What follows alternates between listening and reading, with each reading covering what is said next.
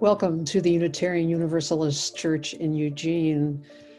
My name is the Reverend Lois Van Leer, she, her, hers, and it's my pleasure to be leading today's service with our ministerial intern, Jennifer Hackett, our music director, Mitch Davey, our accompanist, Suzanne Giordano, our worship associate, Linda Krenicki, and our guest preacher who has sent in videos for us from Arizona, Patrice Curtis. Some of you spent part of yesterday in a workshop called Beyond Categorical Thinking. It's a workshop that's designed to help congregations both honor ministerial candidates' identities, as well as to see those identities not as barriers to effective ministry, but as the very basis for successful ministries. The Reverend Patrice Curtis currently serves as the Transformational Interim Ministries Director for the Unitarian Universalist Association. Patrice guides and supports interim ministers, educators, and other religious professionals to throw out oppression and supremacist culture, to create a radical, loving, equitable, and inclusive community within our congregations. Welcome to worship. Welcome, whether you're joining us from a different time zone or the warmth and coziness of your bed. Welcome if you're struggling to find shelter or a space to call your own. Or if you're alone and lonely, shut out, shut away, isolated. Welcome whether you are new to us or have been a part of this community for decades. Welcome if here you have found a religious and spiritual home, or if you're still looking. Welcome if you found yourself worried for your life these past months because your identity has made you a target. Here in this place, may you find sanctuary and refuge, not mere tolerance or acceptance, but full inclusion. Here may something whisper to your heart. Hold on. There is hope. There is beauty. In spite of it all, and because of it all, welcome into the chalice circle of community. Let us light our chalices, if you have one, or your hand chalice. We light this chalice, the flame, the constant in this world of turmoil, leading the way forward in times of change and transition, the constant, celebrating our past and the possibilities of our collective future.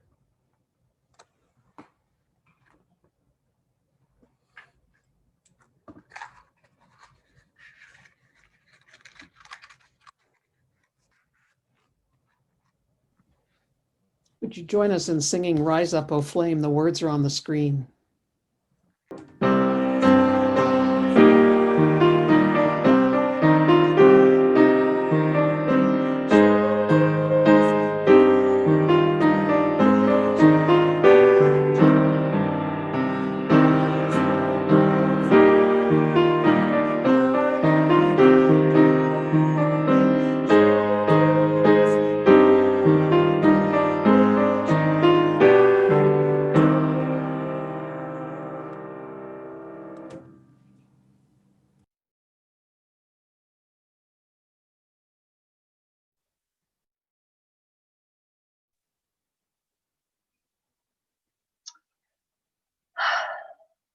The words of Jeff May will assist us in calling to worship today. Come, gather, not into a common space, sharing a physical closeness we long for, precluded by wise choice. But come, gather into this common time and a common space. We need to be together. We yearn for connection. We hunger for familiar faces of friends, the sound of shared voices proclaiming who we are.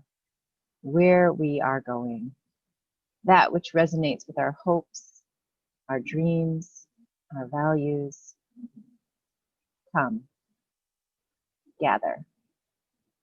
We are here in this space made of all spaces, and we share our becoming in this moment.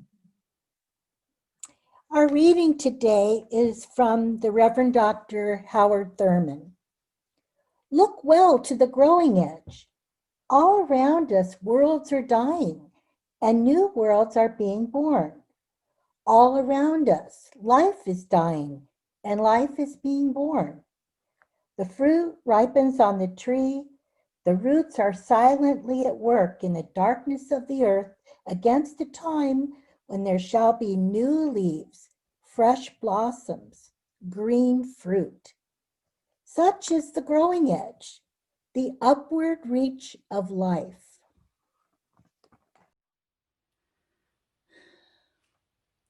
My grandfather died when my father was 12 or 13. So, of course, I didn't know him, and my dad didn't know him long. But what we do know is that he was studying to be a postal carrier, that he was a smart man, and that he died of carbon monoxide poisoning from a coal-burning heater. Luckily, the rest of the family, my father and my aunt and my grandmother, were okay. My father and I were having dinner together one night when I was a young adult, and he told me that he learned from the brief time that he had with his father that it is the responsibility of the man of the house to provide for his family, that is his number one job. When my mother was a teenager, she was invited to join the singing group that became known as the Four Tops, one of Motown's famous singing groups. She was also accepted into a college that had an equestrian team out of high school, and I still remember the pride and sparkle in her eyes when she would retell both of these stories. She also told me that in her time, young women were encouraged to choose marriage as the first option for their future. My mother did not join the Four Tops, and she did not go to that college. The summer, in fact, after graduating from high school, she married my dad.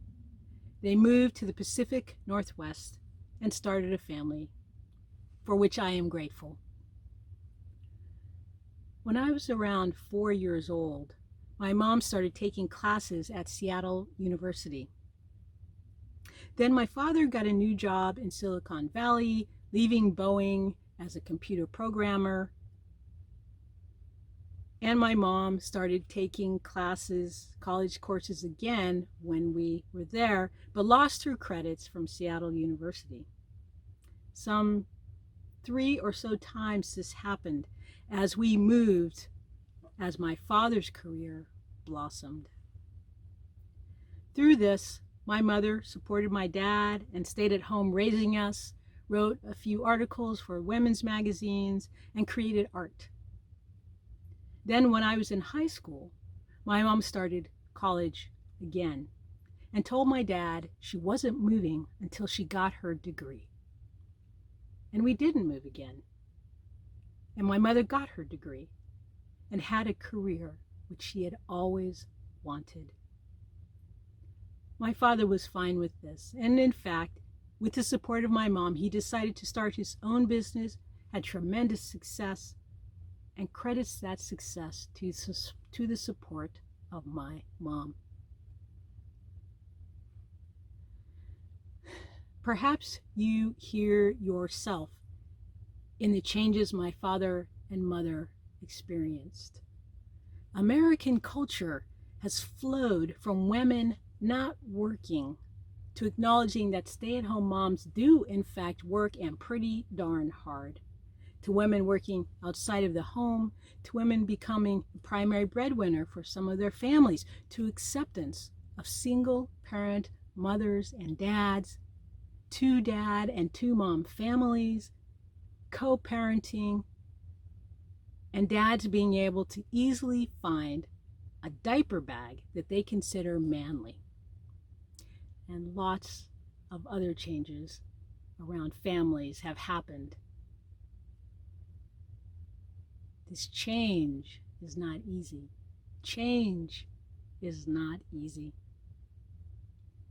The pandemic has really lifted this up for us, interrupting our normal ways in profoundly deep ways. Howard Thurman wrote this: "The hard thing when you get old is to keep your horizons open. The first part of your life, everything is in front of you, all your potential and promise. But over the years, you make decisions. You carve yourself into a given shape. Then the challenge is to keep discovering the green, growing edge." As we go through life, each year we are gifted with the means of becoming a certain shape. And it means at any moment we decide to become conscious that is happening, we can begin to have agency over that shape. This can hold for us individually and for a congregation like yours. With the presence in Eugene dating back to the 1850s, before you were a Unitarian Universalist congregation, you have a deep and rich history. You've consciously explored that history as a part of this interim time. That history was made by your forebears and extended and shaped by all of you. Your congregation reflects your past, and you continue to carve its shape today. The spiritual leader, your called minister, will reflect your past in subtle ways. But more importantly, together with you provides the opportunity to create a bold, different future. Someone with whom you can keep discovering the green, growing edge. Now is the time to ask of each other, what identities might your settled ministers hold? I say identities, plural, because none of us is a single story. None of us is just a man or just a trans woman. None of us are our job title, living and sleeping in front of our computer. None of us are hard of hearing only and concerned only with our hearing aids. None of us are just the color of our skin, with no gender, no life partner, no grandchildren or friends. From the inside out, none of us hold a single identity. Rather, when we see people as a single identity, that is when we create harm, the kind of harm for which we need to be aware and sometimes to ask for forgiveness. Our past practice of who a community chooses as their spiritual leader, their pastor, influences what they understand to be true about who can be a spiritual leader.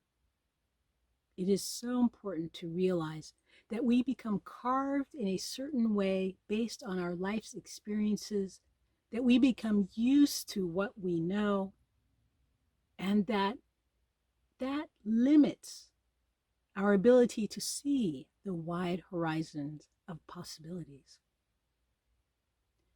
Every one of us holds a multiplicity of identities, and only each of us, like your potential settled minister, can share our individual story and lift up what is most important for us.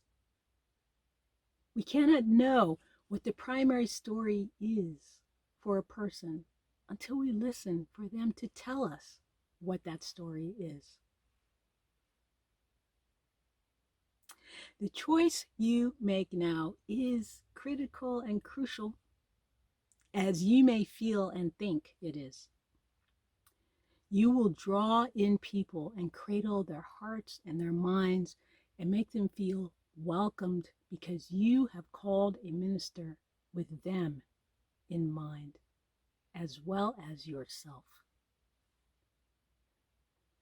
So, this doesn't mean that you choose a minister simply because they are genderqueer or LGBTQIA or heteronormative or a parent or not a parent or married or divorced or missing a limb or neurodiverse or black-skinned, white-skinned, Asian American, indigenous, biracial, or adopted transracially, or based on any other single identity.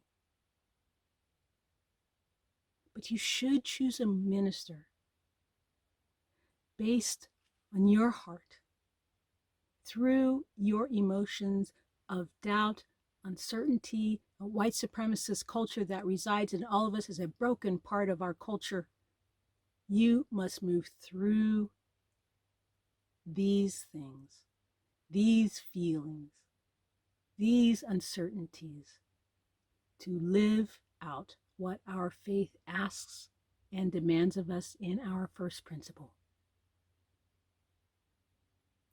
So I know that you will bump against fear and uncertainty and anxiety. I know because we all do. And you probably have already. Change engenders those feelings. Change strengthens any bias we have toward people not like us. You must be aware of and question your biases for and your biases against. And yes, it is a struggle. Yes, my beloveds, it is a struggle. And we are called to that struggle, to live through that struggle, and to live into our faith. Howard Thurman reminds us in our reading, the roots are silently at work in the darkness of the earth against the time when there shall be new leaves, fresh blossoms, green fruit. Such is the growing edge, the upward reach of life. Like all of us who are blessed to live long lives, my mother saw tremendous change during her lifetime. And my dad is still living through those changes. My parents adapted and thrived, and so did me and my brothers. My dad, during this time of pandemic, is learning to thrive as much as all of us can in these times when we are separated from one another. To thrive in a world of changes around us, as the world inevitably changes around us. We need to consciously seek out and welcome that green growing edge, to know that we are creating the shape of our lives and our congregation. Water your roots of acceptance and loving kindness and radical welcoming. Prepare the way for a new partner in your spiritual life. Amen and Ashe. For all of the joys and sorrows that have been named by our beloveds today, and for those that you still hold in your heart, we pray with you. We breathe with you. We work to enact change with you and for you. For in this work of our faith, you are not now, nor are you ever alone. My prayer for you is that you embrace this new horizon. Be a part of creating your congregation's own green edge of growth. You have been watering a new seedling of hope for your future. Watch now for the green edge of leaves popping open from that seedling. You are at a point now where the vision of what you want can be expansive. It's your choice and inclusive. It is your choice to model a radically inclusive, loving kindness and welcome. I know you will choose your settled minister with this wisdom.